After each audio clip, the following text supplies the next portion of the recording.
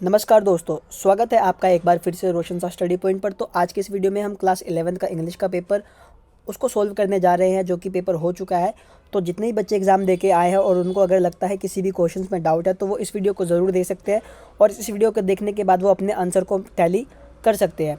तो जैसा कि आप लोग देख सकते हैं, ये हमारा 80 मार्क्स का हमारा आज का पेपर था और ये जो पेपर है वो 3 पार्ट्स में डिवाइडेड है, section A, B and section C. तो चलिए डिस्कस करते हैं कि इसके क्या आंसर्स हो सकते थे हमारे क्वेश्चंस के। जैसा कि आप पहला क्वेश्चन देख रहे हो, रीडिंग स्किल, जो कि हमारा एक पैसेज होने वाला है। तो मैं पैसेज को आपको पूरा पढ़ के नहीं सुनाऊंगा और पूरा पढ़ के आपको सोल्व करके नहीं दिखाने वाला। मैं जस्ट आपको इसके कुछ आंसर्स बता देता हूँ। ये जो आंसर है वो मेरे हिसाब से तो ये आंसर होने चाहिए, लेकिन जो हमारी ऑफिशियल आंसर की आएगी तो मैं आपको उसका करेक्ट आंसर नोटेड करवा दूंगा। ठीक है, तो चलिए पहला क्वेश्चन देखते हैं। What is the primary reason highlighted in the passage for the preservation of wild life. तो देखिए, जैसे कि आपको पता है, जो आपका फर्स्ट क्वेश्चन था वो वाइल्ड लाइफ से रिलेटेड एक पैसेज दिया गया था। तो इसमें पूछ रहा है कि ऐसा कौन सा प्राइमरी रीज़न है जो हमें हाईलाइट किया गया है पैसेज के अंदर प्रिवेशन का। तो आप इसका करेक्ट आंसर दे सकते हो इसका आंसर करेक्ट हो जाएगा ऑप्शन नंबर सी। आगे बढ़ते हैं। Why are healthy ecosystem crucial for human survival. ठीक है, तो इसका करेक्ट आंसर हो जाएगा हमारा ऑप्शन नंबर डी। आगे बढ़ते हैं। How are many species intrinsically valuable. तो इसका आंसर जो है आपको फाइंड आउट करके लिखना था, तो मैं फाइंड आउट करके आपको नहीं बताने वाला क्योंकि उतना टाइम अभी है नहीं इस वीडियो के अंदर। अगला क्वेश्चन डिस्कस करते हैं। Which of the following is not mention as a threat of wildlife in the passage. ठीक है, तो ऐसा कौन सा चीज़ मेंशन नहीं किया गया जो वाइल्ड लाइफ से थ्रेट हो सकता है। तो इसका जो हो जाएगा हमारा आंसर हो जाएगा हमारा ऑप्शन नंबर बी, यानी कि क्लाइमेट चेंज। आगे बढ़ते हैं। What is the significance of every species in the ecosystem. ठीक है, तो इसका करेक्ट आंसर हो जाएगा हमारा ऑप्शन नंबर बी। आगे बढ़ते हैं। स्टेट वेदर ट्रू और फॉल्स। तो conversion efforts are solely about safeguarding species without any implications for human survival. ठीक है, आगे बढ़ते हैं। Wildlife conservation is not merely a choice but a dash imperative given its link to the survival of humanity। ठीक है, तो इसको आपको फाइंड आउट करके ही आंसर फिलअप करना था। तो देखिए, इसका जो भी आंसर है वो मेरे हिसाब से, तो जैसे भी मैंने अभी टिक किया है, जैसे मैं आपको आंसर बता रहा हूँ, वो मेरे हिसाब से ये हो सकते हैं, लेकिन ऑफिशियल आंसर की जो आएगी उसके हिसाब से हम चलेंगे। तो आप मैच डाउन कर सकते हो कि आपके कितने सही है और कितने गलत जा रहे हैं। आगे बढ़ते हैं। अगला क्वेश्चन है हमारा, who is responsible for the protection and preservation of biodiversity. ठीक है, जैव विविधता जिसको कहते हैं। तो इसका करेक्ट आंसर हो जाएगा हमारा ऑप्शन नंबर सी। चलिए आगे बढ़ते हैं। जो सेकंड पैसेज है हमारा, सेम सेकंड पैसेज कुछ डाटा को रिलेट करता है, यानी कि जो हमारा क्वेश्चन नंबर 2 होता है एग्जाम में, वो डाटा से रिलेटेड एक पैसेज होता है। तो उसको डिस्कस कर लेते हैं। ठीक है, जो कि India's green house gas emissions increased by. तो ये कुछ डाटाज दिए गए हैं। ठीक है, तो अब भाई इसके क्वेश्चंस क्या हो सकते हैं और किस तरीके के आंसर आप लगा के आए हो वो आप मैच डाउन कर सकते हो।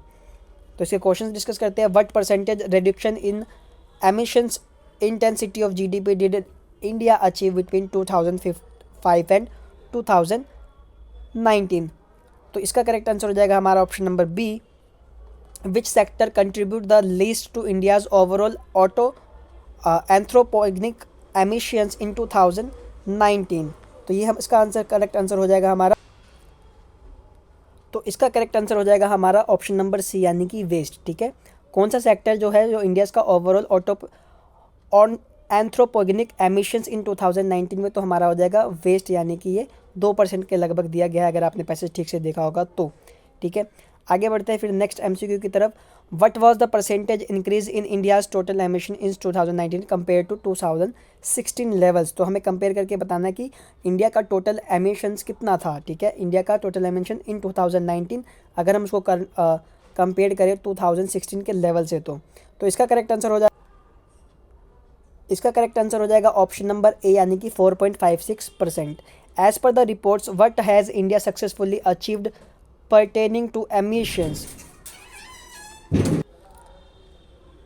तो इसका करेक्ट आंसर हो जाएगा हमारा ऑप्शन नंबर ए, यानी कि 33% इंक्रीज इन एमिशंस। आगे बढ़ते हैं। थर्ड क्वेश्चन, जैसे कि हम सभी को पता है कि नोट मेकिंग का क्वेश्चन होता है, तो ये हमारा नोट मेकिंग का क्वेश्चन था, जिसमें से हमें क्या करना था, किस तरीके से क्वेश्चन को सोल्व करना था। तो जैसे कि आप इधर देख रहे हो, on the basis of your reading of the above passage make notes on it using recognizable abbreviations wherever necessary supply a suitable title, यानी कि इसमें आपको क्या करना था, सबसे पहले आपको एक टाइटल देना था, अपने आंसर शीट में टाइटल लिखने के बाद आपको उसके हेडिंग और सब हेडिंग के पॉइंट्स बनाने थे। देन आपको एक खाली से एक बॉक्स में आपको एब्रीवेशन का यूज़ करना था, और देन आपको एक समरी लिखनी थी। तो समरी के आपको कितने 3 मार्क्स मिलने वाले थे, और समरी की वर्ड लिमिट आपको 50 वर्ड्स की रखी गई थी। चलिए आगे बढ़ते हैं creative writing skill and grammar की ओर, जिसमें फर्स्ट क्वेश्चन हमारा है filling the blanks given below by choosing the most appropriate form of verb. ठीक है, I dash the toy you brought have home yesterday, तो इसका करेक्ट आंसर हो जाएगा हमारा option number B, I have lost the toy you brought home yesterday. आगे बढ़ते हैं, I was very happy when I dash the first prize in the competition, तो इसका करेक्ट आंसर हो जाएगा हमारा ऑप्शन नंबर ए, यानी कि I was very happy when I won the first prize in the competition. अगला question है हमारा, if you dash the plants they would have withered, तो इसका करेक्ट आंसर हो जाएगा हमारा option number A, if you did not water the plant they would have withered. ठीक है, अगला क्वेश्चन है हमारा जिसमें हमें क्या करना है, रीअरेंज करना है कुछ सेंटेंसेस को फर्स्ट से लेकर थर्ड तक। तो देखिए फर्स्ट जो है वो दिया गया है, the school slash enthusiasm slash with great slash annual slash celebrated our slash sports day. तो इसमें सबसे पहले आपका हो जाएगा द स्कूल, यानी कि एक नंबर पे हमारा द स्कूल आ जाएगा। उसके बाद आ जाएगा हमारा सेलिब्रेटेड, यानी कि ये 2 नंबर पे हो जाएगा। सेलिब्रेटेड के बाद आ जाएगा आवर, सेलिब्रेटेड आवर के बाद आ जाएगा आपका एनुअल, तो एनुअल हमारा 3 नंबर पे हो जाएगा एनुअल। फिर आता है हमारा 4th पे स्पोर्ट्स डे, और देन आता है हमारा विद ग्रेट, यानी कि 5th नंबर पे, और लास्ट पे आ जाएगा हमारा एंथुजियाज्म। तो ये करेक्ट सेंटेंस क्या बन जाएगा, the school celebrated our sports day,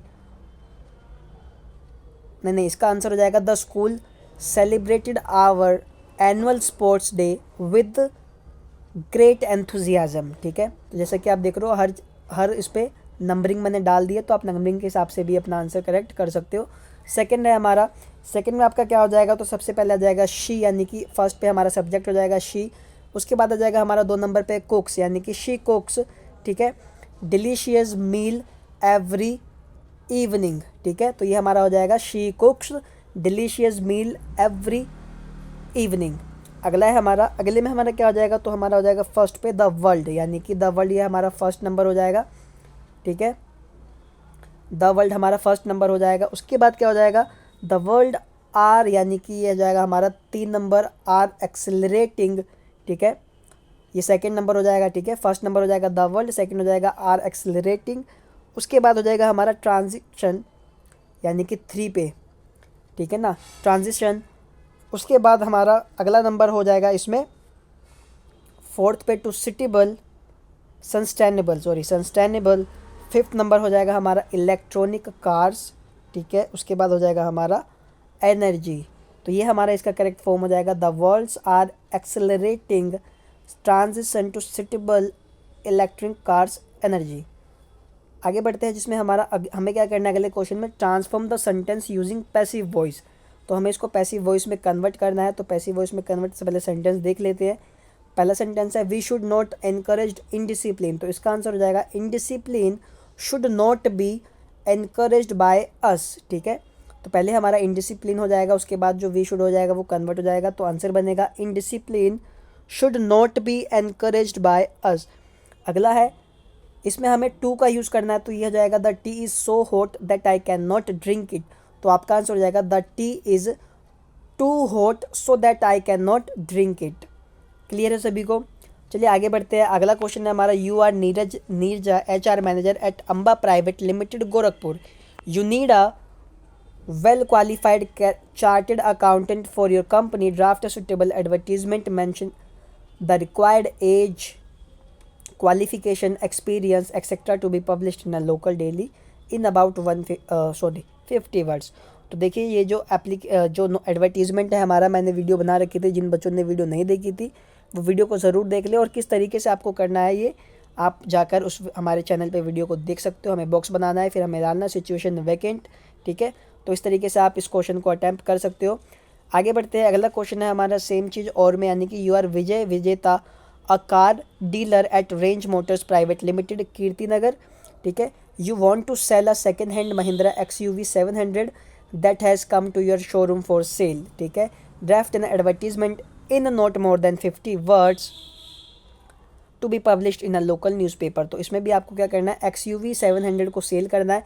तो आप बॉक्स बनाओगे, बॉक्स बनाने के बाद आप यहाँ पे लिख दोगे फॉर सेल। उसके बाद जो भी XUV की 700 आपके पास डिटेल है वो आप मेंशन कर सकते हो, और लास्ट में आपको अपना फ़ोन नंबर के साथ ये एड्रेस अपना नाम के साथ आपको इसमें लिख देना था।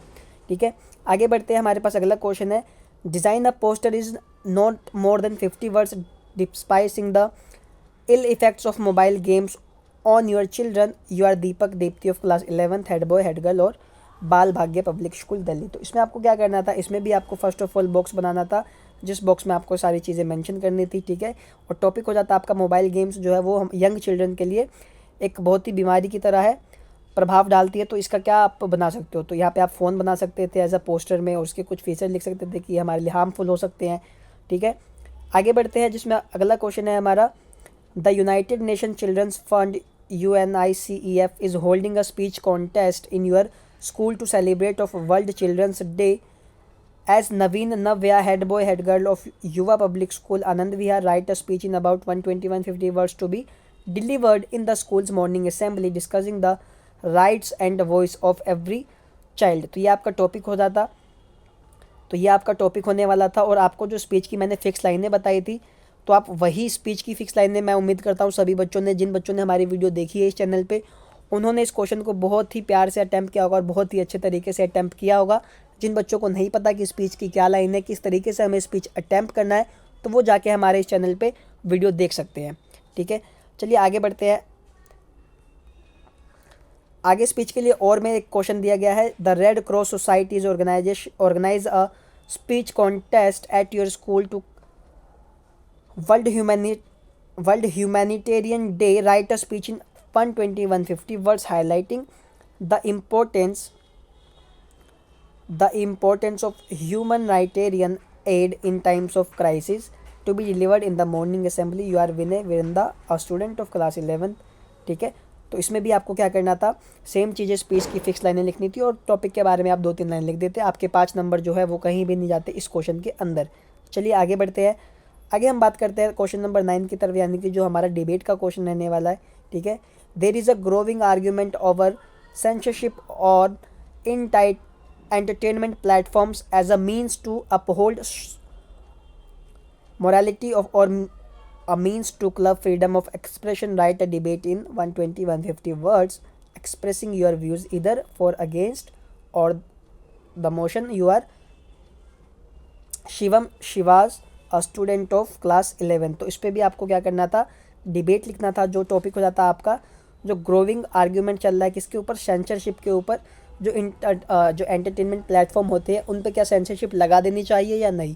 ठीक है, सेंसरशिप का मतलब जिन बच्चों को नहीं पता मैं बता देता हूँ, सेंसरशिप होता है किसी चीज़ पर रोक लगा देना। ठीक है, तो ये आपका क्वेश्चन, ये आपका हेडिंग हो जाता, मतलब कि आपका टॉपिक हो जाता। और फिर आपको उसके ऊपर डिबेट लिखनी थी, किसके लिए, फॉर में भी लिख सकते हो या अगेंस्ट पे लिख सकते हो। ठीक है, तो आपको या तो फॉर में बताना था या अगेंस्ट में।